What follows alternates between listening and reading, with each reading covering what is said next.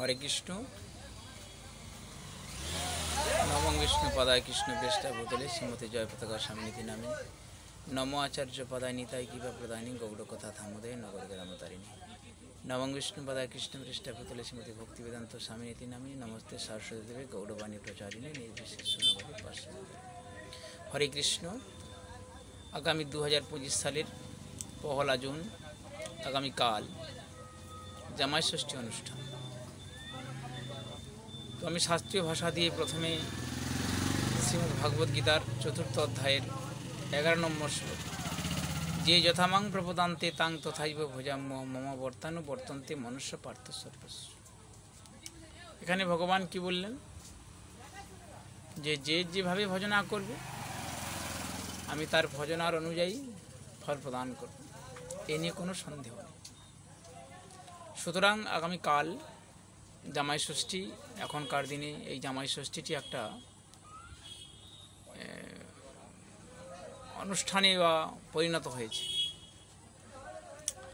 জামাই ষষ্ঠী মানে জামাইয়ের প্রীতিবিধানের জন্য, জামাইয়ের আয়ু কামনার জন্য, জামাইয়ের সুখ স্বাচ্ছন্দ্যের জন্য, জামাইয়ের স্ত্রী এবং মেয়ের দুজনের সুন্দরভাবে জীবনযাপন যাতে করে, ভালো থাকে, এবং সেই জন্য ভগবানের কাছে প্রার্থনা, হে রাধা মাধব, হে নৃসিংহদেব, হে পঞ্চতত্ত্ব, আমার জামাইবাবু এবং আমার মেয়ে যেন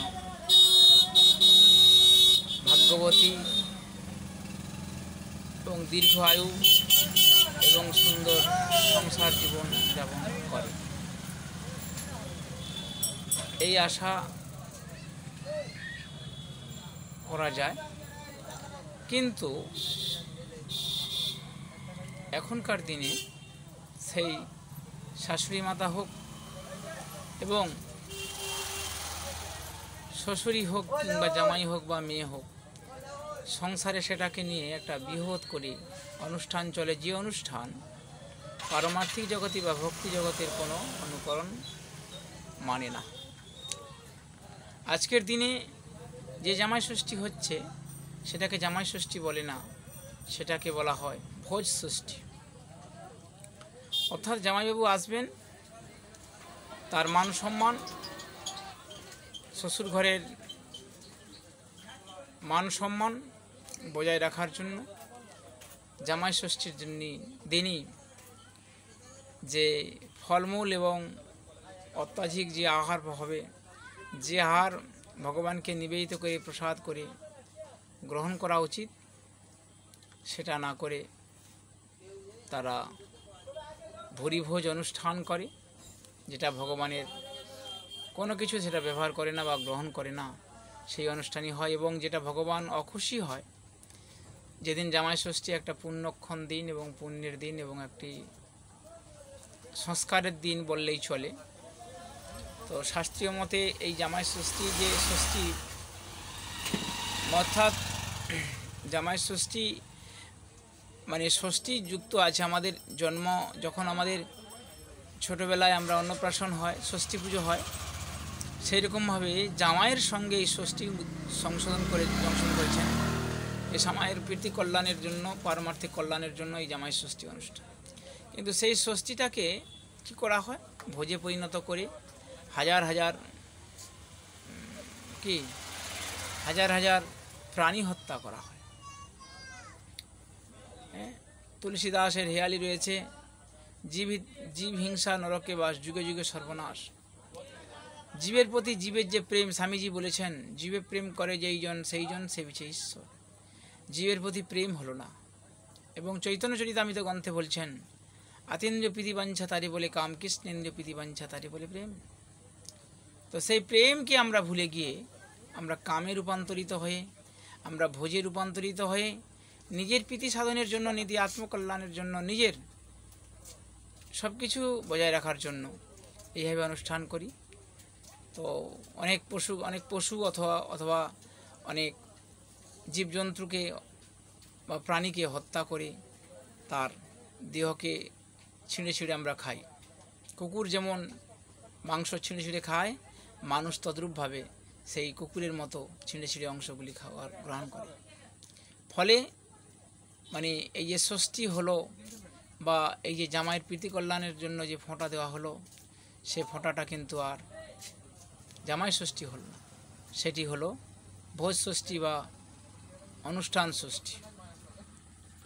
তো যে ষষ্ঠীর মাধ্যমে আমি মূল কথা বলতে চাচ্ছি যে অনেক যে প্রাণী হত্যা হলো, যে প্রাণীগুলি সায়েন্স বলছেন, জীববিজ্ঞান বলছেন, লাইফ সায়েন্স বলছেন, যার মধ্যে প্রাণ রয়েছে, এবং শাস্ত্রেও বলছেন শ্রীমদ্ ভগবদ্ গীতাতে এবং ভাগবতেও রয়েছে যে চেতনা হচ্ছে জীবের কনসাসনেস, কৃষ্ণ কনসাসনেস। তাই প্রত্যেকটা জীবের মধ্যে প্রাণের সঞ্চার ঘটে, আর এই প্রাণের সঞ্চারটাকে তারা প্রতিবাদ করতে পারে না বলে মানুষের কাছে এরকম বুদ্ধি। যারা এর প্রতিবাদ করতে পারে না, মাইট ইজ রাইট, জোরজার মুল্লুকতার, অর্থাৎ ক্ষুদ্র নিরব প্রাণী যার মধ্যে প্রাণ আছে সেই হচ্ছে জীব। জীবের প্রধান লক্ষণ হচ্ছে উত্তেজনা সাড়া দেওয়া। ছোট্ট প্রাণীটাকে যে মারা হলো, সেও উত্তেজনা সাড়া দিতে পারে, সেও ভগবানের সৃষ্টি।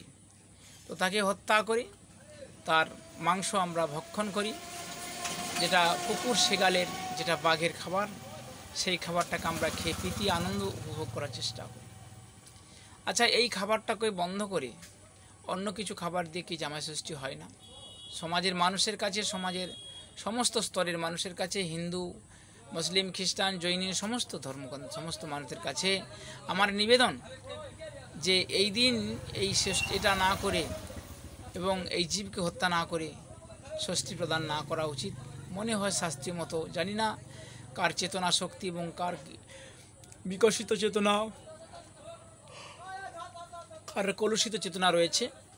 তো সেই জন্যে আমি সবার কাছে আমার অনুরোধ, যাতে আপনারা এই চেতনাকে জাগ্রত করে জীব হত্যা ধ্বংস বন্ধ করে জামাই ষষ্ঠীকে শাস্ত্রীয় মতো এবং পারমার্থিক কল্যাণের মতো জামাইয়ের যে প্রীতিবর্ধনের জন্য, এবং জামাইয়ের ছেলে মেয়ে এবং ছেলে জামাই এবং শাশুড়ির যে প্রীতিবিধান, শাশুড়ি এবং তথা মেয়ের যে প্রীতিবিধান, সেই জন্যে আমাদের সবাইকে মনে রাখতে হবে।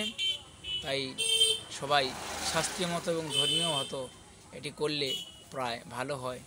এই কথা বলে সবাইকে আমি আমার আন্তরিক প্রীতি, শুভেচ্ছা, ভালোবাসা, অভিনন্দন জানিয়ে আমি বিদায় নিচ্ছি। পরবর্তী সময় আবার এসে উপস্থিত হব। যদি অন্য কোনো প্রশ্ন থাকে, ভাষার মধ্যে ভুল পরিলক্ষিত হয়, আপনারা নিজগুণে ক্ষমা করে দেবেন।